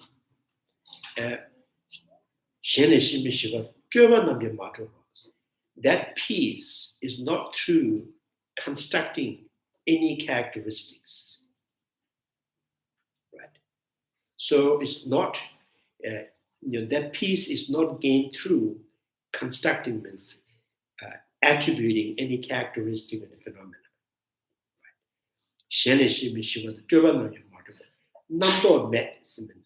Without conceptualizations.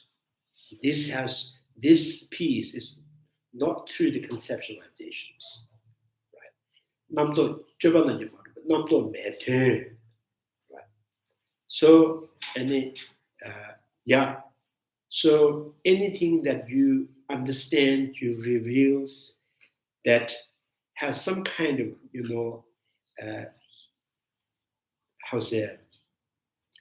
gives you the understand nothing really exists through their own characteristics. So that is what Buddha, right, is teaches the sentient beings. This is how Buddha set free the sentient being from misconceptions. So you see, this is like, Buddha Dharma, there's one kind of whole, one pictures or cultures of that, and go a little bit inside, and then another kind of the culture customs, a little bit more profound, and go again deep and deep, and then the final is, this is what Buddha want us to know, that things do not exist by their own characteristics. Right? So entities, things exist as entities is projected by the thought. Right? So that kind of nature that you understand with each phenomenon, this is what Buddha has found, that this is how Buddha himself set free from the afflictive emotions. This is what Buddha wants us to understand.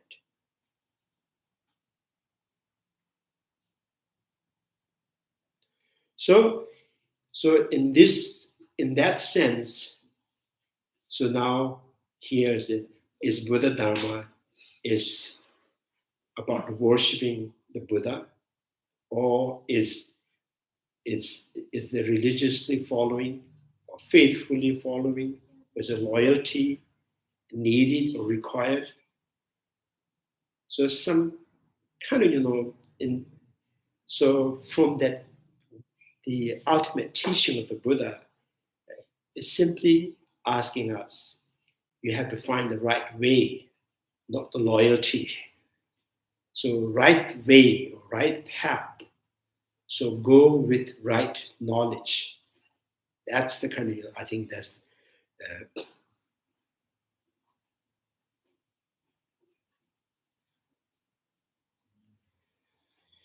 so they conventionally appears a religious of, is also kind of, from the beginning, you have to enter all this kind of the gates, one door open, right? That is a culture and traditions, and there's some kind of loyalty, so there's some kind of respect. So every door you have to kind of, pass.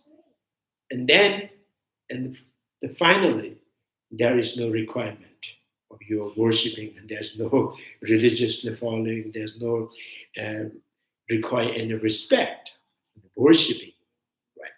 It's just simply being inseparable from the reality as it is. That's how all the Buddha and Bodhisattvas kind of, with that wisdom.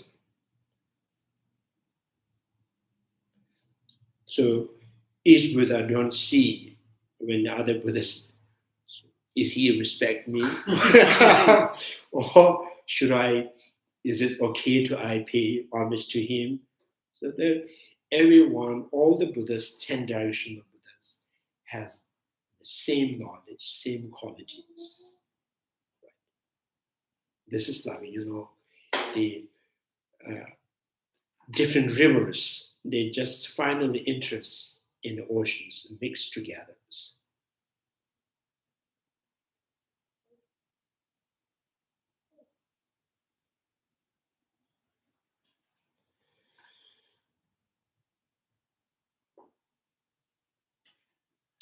Yeah, I think this is, and also another way you see, the way of thinking it, like, for example, the intrinsic form, maybe not necessarily categorized with intrinsic, but we also have kind of, by following the Buddha Dharma, and we have kind of thinking, so from the beginningless to the endless, I continuously cycle in samsara. Therefore, I need to, end this cycle of existence. For that, I do contemplate recitations and prostrations, meditations. So your intentions, what you can see, how you conceive the samsara, there's some kind of intrinsic nature. Right? There is one of the me that constantly existing from the beginningless to remaining existing until the endlessly.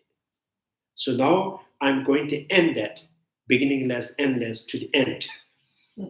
So there's already some kind of contradiction in there, but still there's the positivities there. There's still kind of seeking for the liberations.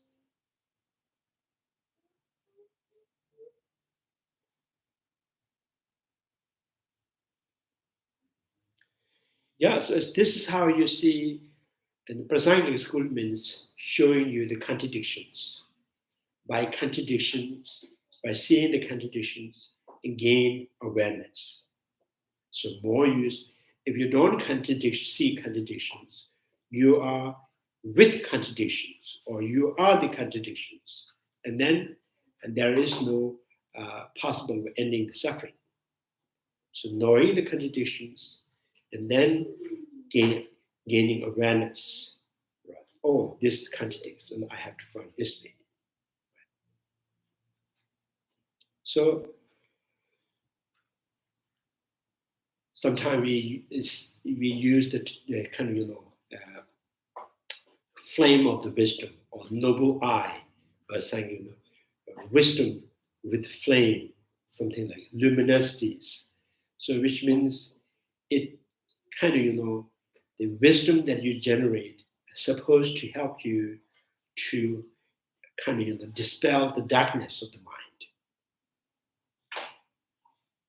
So it means, so the wisdom is improving through consuming the contradictions. Right? More you consume the contradictions, and more the strengthening the wisdom itself. So wisdom is grown bigger by eating up the contradictions. So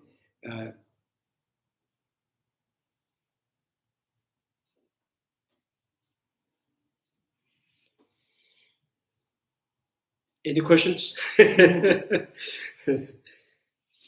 think this is how like the when we introduce the Buddha Dharma and we accept the Buddha Dharma, and we take refuge to the Buddha Dharma and Sangha, and naturally people have some kind of emotionally they think now I belong to this, right?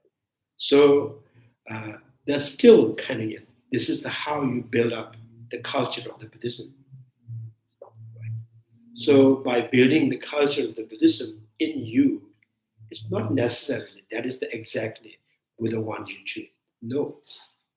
So now this is the gateway to go further. Right?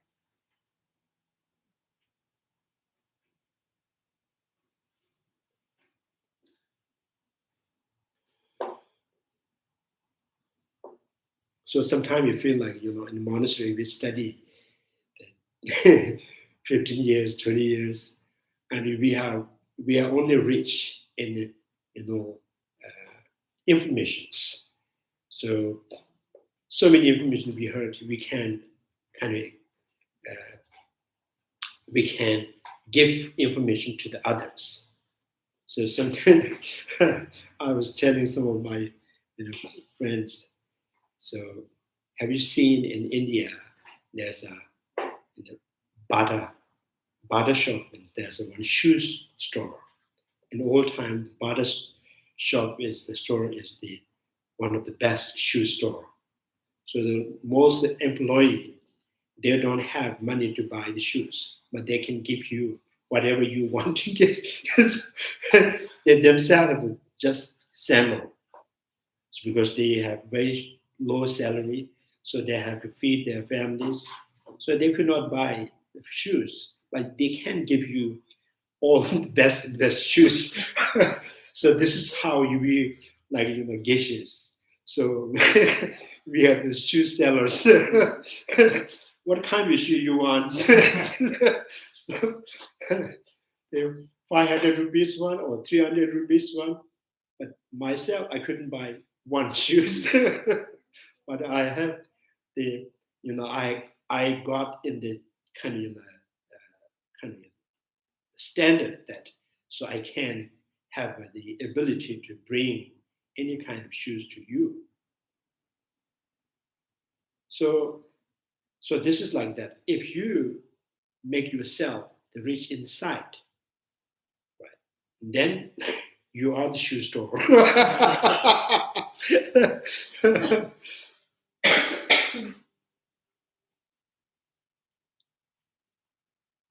In all 1980s, the Bata store is the best. It's looks very kind of unique from the outside. The glass glass door, the windows, and there's many kind of shoes there. So all the employees, they just wear sandals. They have no shoes. So yeah. So even in like Geshe Haramba, it's still like shoe sales.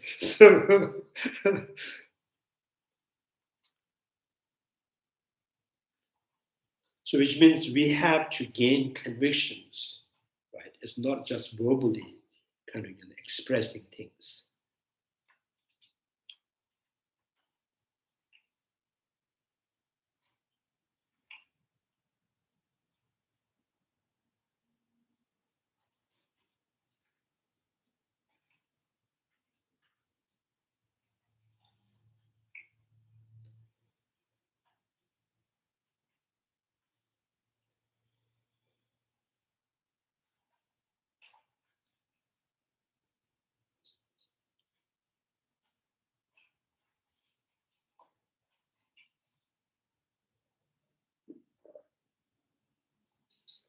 Any questions?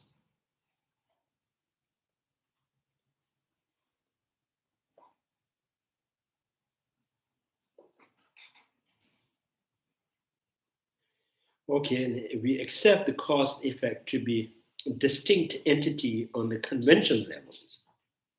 So the cause and effect, seed and sprout, right? And cause and effect, that there being two separate entity is conceptually distincted two entity. So that separations only they are being separate in the face of thought and the verbal. So beyond the thought and the verbal, they do not exist, the cause and effect by themselves as a different. So if by themselves different, as I mentioned, cow, whole physically by itself different from the horse.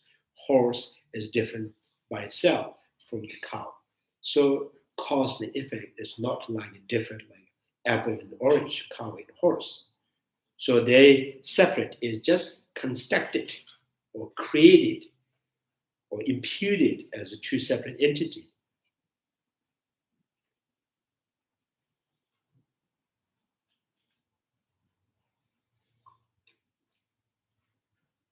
So yeah, in the convention levels. But this alone does not meet the criteria of what constitutes arising from others.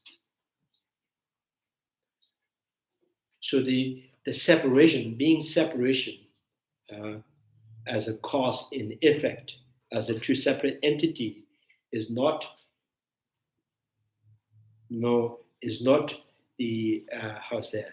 criteria to establish them two different phenomena.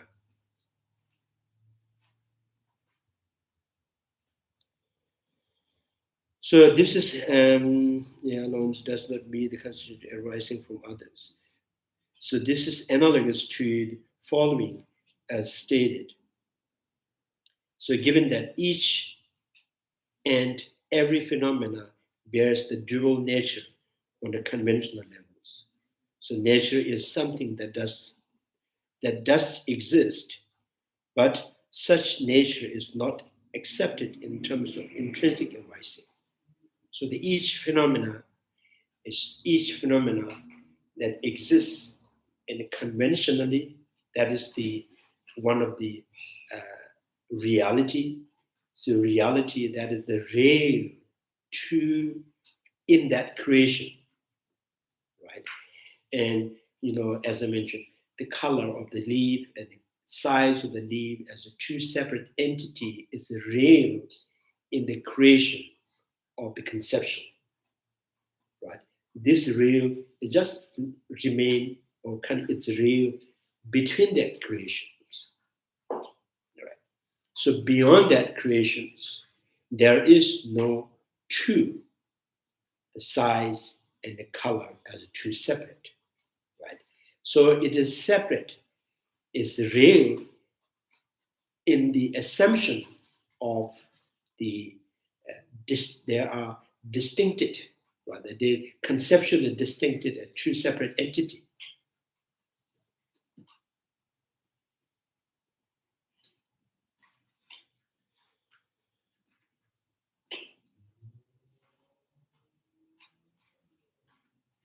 Energy the following the state, given the each every phenomenon is pure. So therefore, each phenomena each phenomena exists, right? Exists separately, like conventionally, there's one of the reality. Beyond the conventional reality, there's another fact.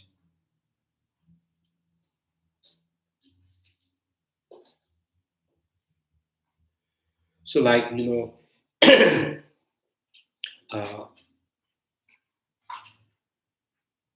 the barley seed and the sprout. So barley seed and the sprout, relation of the barley seed and the sprout, as a relation of barley seed and sprout, it's real in the face of thought, right? In the face of thought. Beyond the thought, the relation of barley seed and the sprout never exists from the seed, from the sprout. So not exists from by themselves is one of the fact. That's called ultimate fact. So as ultimately not exists, but it exists as a two separate phenomena and having a relation, right, with the contact of robo and the thought. So that is the conventional, yes, it exists. Ultimately, there is no, right? So the color of the leaf and the size of the leaf as a two separate is real, right, with relation to the thought and the robo by separating size, not the color, not the size. So the robo leaf has some kind of tendency to create two separate characteristics. So in that robo and the concept, yes, the size of the leaf and the color of the leaf are two separate. So that is how conventionally real. And so now beyond that robo and the concept, right? So from the leaf itself, there is no color that's different from the size. There's no size that's separate from the color. So that is ultimate. Ultimately, there is no two. Conventionally, yes, there is two. So ultimately, for example, myself and my body as a two. One is the possessor of the body. One is the possessions of me as a body. Right. So how this can me and my body, how this me and my body exist as one as a possessor and one possessions as two separate entity. In what phase? This is the real. This is the real in the face of thought and the robo. So beyond that thought and the robo, there is no me as a possessor at all from whole aggregates, not from the body, not from the feeling, not from the perceptions, not from the emotions. There is no me as a possessor at all. So, similarly, all this thing, the color. So the color do not exist, from or by itself from the form. the color exists in the creation of the sense power and the light and the space and the form. So beyond that, color do not intrinsically or inherent with the leaf or in the rock or this tree or wood, anything. There is no color at all, right? Without depending on the space, without depending on the light, without depending on the eye sense power. So its eye sense power is not like not the colorblind sense power. So colorful sense power, and then the space and the light. With that, yes, the tree has a color, leaf has a color, right? Each person has a different color. Now, without depending on sense power and the light and the space, there is no people or there's no person who has color. There is no leaf that has color. So that is the ultimate fact. That's fact. And then another reality in that creations. So that's called, things do exist in two phases. So one phase in the creations, one phase that beyond that creation.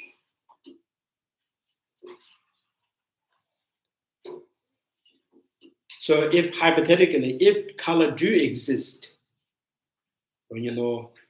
from the leaf itself, if the color do exist from the grass by itself, then the colorblind should see the color because it is intrinsic from objectively exist. So no one is colorblind.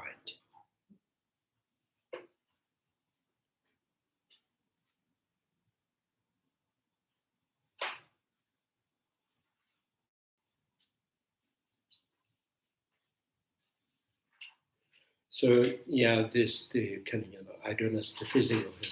So science sometimes the science they think that scientists think that the taste they say they kind of objectively analyze, examine, or they like food. They says the taste is not in there. So, and how do taste exist? Oh, it's a hole in the tongue. There's many holes. So each tongue, each hole. So, from the food, from the sugar, the shape of the sugar has the quality of opening the one hole in the tongue. So then within the tongue, the taste comes. So I think that's what scientifically discovered is that taste is not objectively exists from the food. And what speculation is telling is that yes, the taste found in the tongue. Right. So the scientist and the science is two different things. Science never lies, the scientist lies.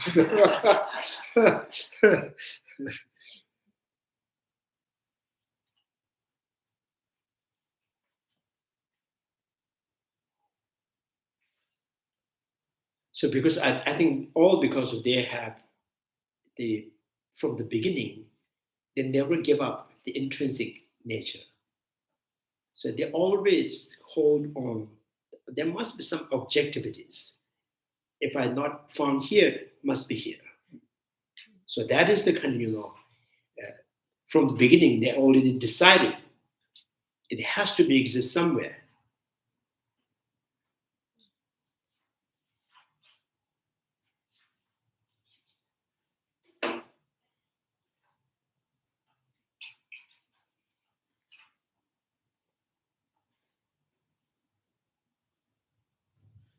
So this is what I asked at a long time, the Bodh Gaya.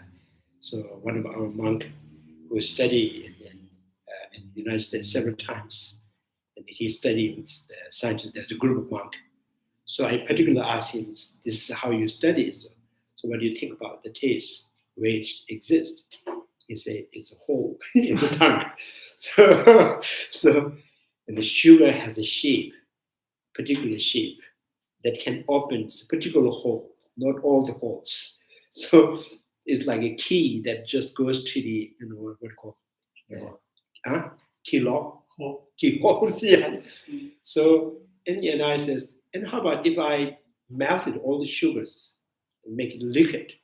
And he says, there's some shape still there.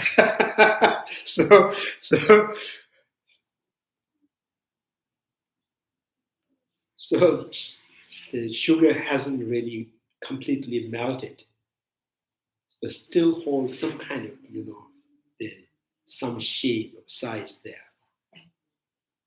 So otherwise, this liquid cannot open the particular keyhole.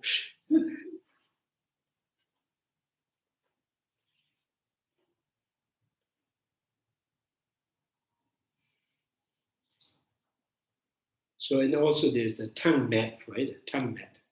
So there's this part that we can taste the sweet. This part tongue can kind of, sour or something like that. Saying that the tongue can taste would be like saying the eye can see, right? The eye is a reflection. Sometimes very strange. Sometimes very, very strange. Just by pictures, you can smell things.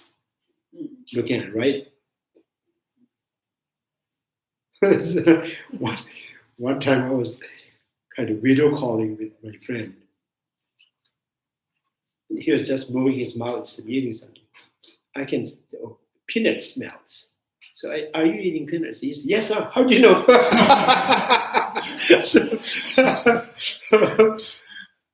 So there's some kind of very mysteries in the phenomena. So it's constantly proving that things never exist by their own nature. It's always relatively.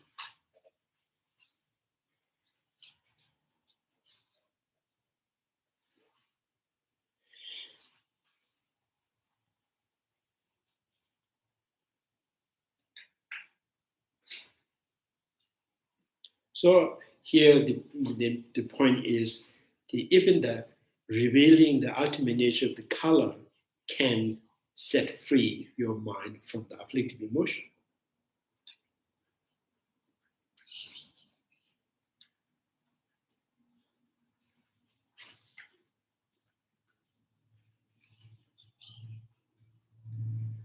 Yeah, okay. No questions? Okay. Chanju simjo rinpoche, ma jeba ma jeju, geba nyamba mewa nye, kone kodo pewash. Tonye tawa rinpoche, ma jeba ma jeju, geba nyamba mewa nye, kone kodo pewash. Pama simjen tamjen, dedan tenju, ngendro tamje tatu tongwa. Chanju simba kanda sushibe, teta kunju, molom jubjirush. Kare rebe gobe shigonso, pendan dewa ma le juwa. Jere songa, tenzen jabu ye shabe, sede badu tenju, chi. May the precious holy mind not yet on rising. May the poem have no decline but increase forevermore. May the precious mind realizing emptiness not yet on rising grow. May the poem have no decline but increase forevermore. Due to all these merits, may all Father and Mother sentient beings have all happiness. And may all the worlds be happy forever. Wherever there are Bodhisattvas, may all their prayers be accomplished immediately. In the sacred land surrounded by snow mountains, you are the source of all benefit and happiness. O powerful Chandrakirti Tenzin Gyatso, remain in this world until samsara ends. Thank you very much.